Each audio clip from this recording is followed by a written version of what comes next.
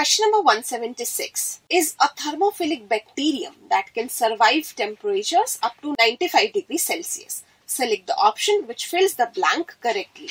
And the options are Thermus aquaticus, Salmonella typhi, E. coli and Lactobacillus. And the correct answer to this question is option number 1, Thermus aquaticus. Because DNA polymerase, often referred to by its popular nickname Taq polymerase, is a heat-resistant enzyme isolated from the bacterium Thermus aquaticus. Thermus aquaticus eliminated the need to add fresh polymerase during per cycle in PCR, and it can survive the temperature up to 95 degrees centigrade. Let's discuss rest of the options. The next option is Salmonella typhi, and this cannot be a correct answer. Salmonella typhi is a bacterium which causes typhoid. The next option is E. coli act as host cell in cloning, and the last option is Lactobacillus, and this cannot be a correct answer because Lactobacillus is a bacillus which is used in some fermented foods like yogurt, etc.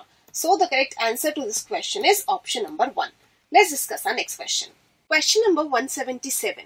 EcoR1 is a restriction endonuclease derived from, and the options are Entamoeba histolytica, Entamoeba coli, Escherichia coli and Enterobius vermicularis. And the correct answer to this question is option number 3, Escherichia coli. Because we know that the first letter of restriction endonuclease comes from the name of the genus and the second two letters CO come from species. So based on the convention of naming, option number 1, Entamoeba histolytica, and option number 4, Enterobius vermicularis cannot be the correct answers. And between Entamoeba coli and it is Escherichia coli from which EcoR1 has been derived. Entamoeba histolytica causes amoebiasis or amoebic dysentery, and Entamoeba coli causes gingivitis. And the last option, Enterobius, is a pinworm.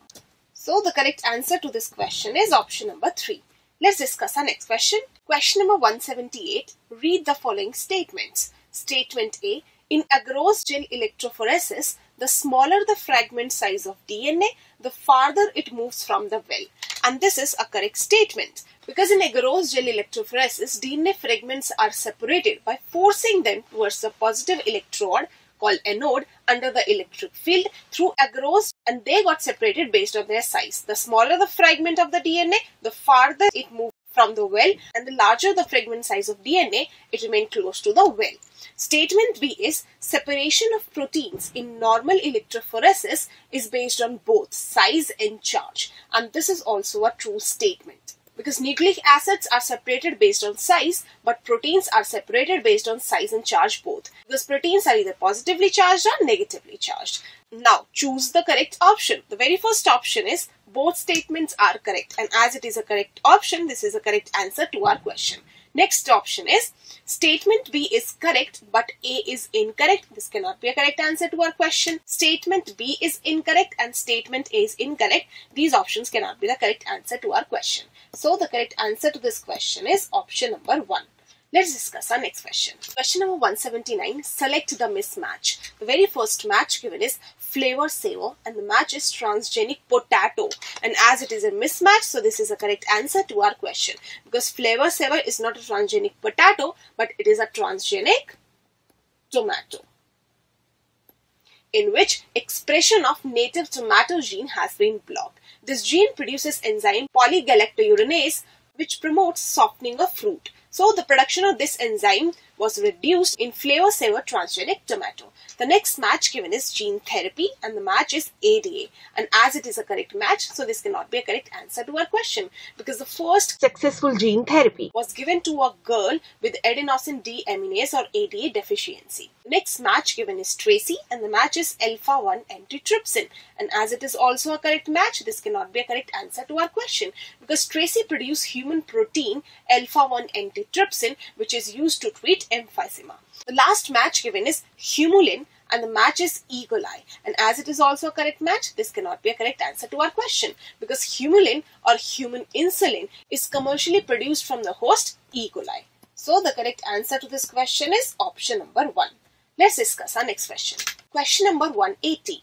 Select the incorrect statement. very first statement is GM plants exhibit reduced reliance on chemical pesticides. And as it is a correct statement, this cannot be a correct answer to our question, because it is the advantage of genetically modified plants that they have reduced reliance or dependence on chemical pesticides. The next statement given is Bt protoxin upon ingestion by an insect gets converted into an inactive form. And as it is an incorrect statement, this is a correct answer to our question, because Bt protoxin upon ingestion by an insect gets converted into its active form, and this activated toxin binds to the surface of the midgut's epithelium cell and creates pores that causes cell swelling and lysis and eventually cause death of the insect. So this is a correct answer to our question.